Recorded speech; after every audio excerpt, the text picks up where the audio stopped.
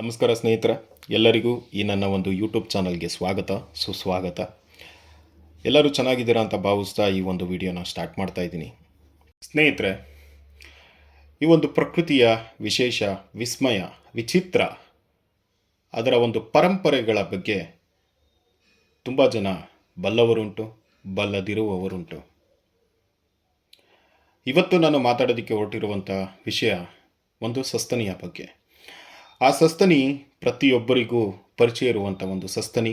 ನಮ್ಮ ಮನೆಯಲ್ಲಿ ಅಥವಾ ನಮ್ಮ ಹಿತ್ತಲಿನಲ್ಲಿ ಅಥವಾ ನೀವು ಹೋಗುವಂಥ ಒಂದು ಪಾರ್ಕ್ ಇರ್ಬೋದು ಅಥವಾ ಕಾಡಿನಲ್ಲಿ ನೋಡಿರುವಂಥ ಸಾಧಾರಣ ಒಂದು ಚಿಕ್ಕ ಸಸ್ತನಿ. ಇದನ್ನು ನಾವು ತುಂಬ ರೀತಿಯಾದಂಥ ಹೆಸರುಗಳಿಂದ ನಾವು ಕರಿತಾ ಹೋಗ್ತೀವಿ. ಅದಕ್ಕೆ ನಮ್ಮ ಮನುಷ್ಯರು ಕೊಟ್ಟಿರುವಂಥ ಹೆಸರುಗಳು ಇರುವೆ, ಚವಳಿ ಇರುವೆ, ದೊಡ್ಡಿರುವೆ, ಗೊದ್ದ, ಸಣ್ಣಿರುವೆ, ಕಪ್ಪು ಇರುವೆ, ಬಿಳಿ ಇರುವೆ, ಕೆಂದಗ. ಸೊ ಈ ರೀತಿಯಾದಂಥ ನಾನಾ ರೀತಿಯಾದಂಥ ಹೆಸರುಗಳನ್ನು ನಾವು ಕೊಡ್ತಾ ಬಂದಿದ್ದೀವಿ. ಸ್ನೇಹಿತರೆ, ಏನಿದು ಇರುವೆ ಬಗ್ಗೆ ಮಾತಾಡ್ತಾ ಇದ್ದಾನೆ? ಏನು ವಿಶೇಷ ಇರುವೆ ಬಗ್ಗೆ? ಹೌದು ಸ್ನೇಹಿತರೆ, ವಿಶೇಷನೇ. ಯಾಕೆ ಅಂತ ಹೇಳಿದ್ರೆ, ಈ ಒಂದು ಸಸ್ತನಿ ದಿನದ 24 ಗಂಟೆಗಳ ಕಾಲ ದುಡಿಯುವಂಥ ಏಕೈಕ ಸಸ್ತನಿ ಅಂತ ಕೂಡ ನಾವು ಕರೀಬೋದು. ಏನು ಹೀಗೆ ಹೇಳ್ತಾ ಇದ್ದಾರೆ? ನಿದ್ದೆ ಮಾಡಲ್ವ ಇರುವೆ? ಖಂಡಿತ ಮಾಡುತ್ತೆ. ಆದರೆ ಅದರದೇ ಆದಂಥ ಒಂದು ನಿರ್ದಿಷ್ಟ ಸಮಯಗಳ ಕಾಲ ಮಾತ್ರ ಅದು ನಿದ್ದೆ ಮಾಡುತ್ತೆ. ಇಷ್ಟಪ್ಪ ಅಂತ ಹೇಳಿದ್ರೆ 1 ನಿಮಿಷ ಮಾತ್ರ.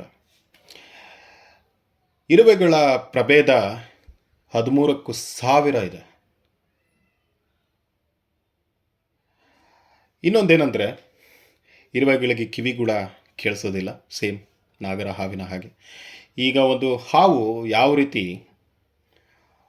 ಒಂದು ಭೂಮಿ ಮೇಲೆ ಒಂದು ಆಗುವಂಥ ಒಂದು ಕಂಪನನ ಅಬ್ಸರ್ವ್ ಮಾಡಿ ಯಾವ ರೀತಿ ರಿಯಾಕ್ಟ್ ಆಗುತ್ತೆ, ಅದೇ ರೀತಿ ಇರುವೆ ಕೂಡ ರಿಯಾಕ್ಟ್ ಆಗುತ್ತೆ. ಹೇಗೆ ರಿಯಾಕ್ಟ್ ಆಗುತ್ತೆ ಅಂತ ಹೇಳಿದ್ರೆ, ಅದಕ್ಕೆ ಏನೋ ಒಂದು ತೊಂದರೆ ಉಂಟಾಗ್ತಾ ಇದೆ ಅನ್ನೋ ಒಂದು ಸಮಯದಲ್ಲಿ ಅದು ಒಂದು ರೀತಿಯಾದಂಥ ದ್ರವವನ್ನು ಹೊರಹಾಕುತ್ತೆ. ಹಾಗೂ ಅದಕ್ಕೆಲ್ಲಾದರೂ ಒಂದು ಆಹಾರ ಸಿಕ್ಕಿದ್ರೆ ಅದು ತನ್ನ ಕುಟುಂಬ ಅಥವಾ ತನ್ನ ಗೆಳೆಯರಿರ್ಬೋದು, ಅವರನ್ನು ಸಂಪರ್ಕ ಮಾಡುವುದಕ್ಕೂ ಕೂಡ ಆ ದ್ರವವನ್ನು ಹೊರಹಾಕುತ್ತೆ. ಏನು ಆ ದ್ರವ? ಆ ದ್ರವವನ್ನು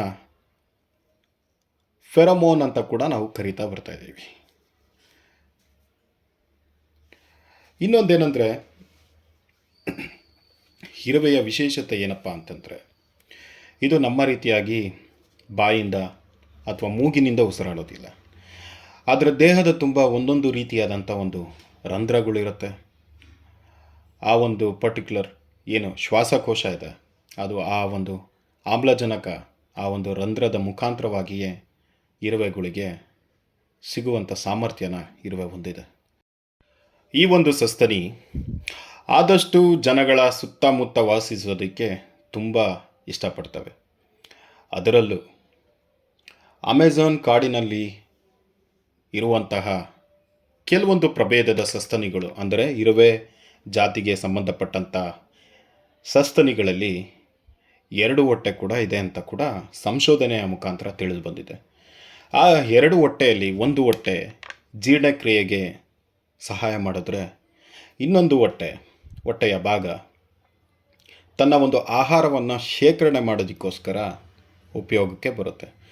ಆಮೇಲೆ ಈ ಸಸ್ತನಿ ಸಸ್ಯಾಹಾರಿಯೂ ಹೌದು, ಮಾಂಸಾಹಾರಿಯೂ ಹೌದು.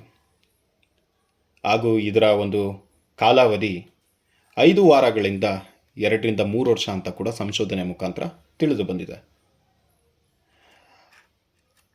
ಸೊ ಇದು ಇವತ್ತಿನ ವಿಡಿಯೋ.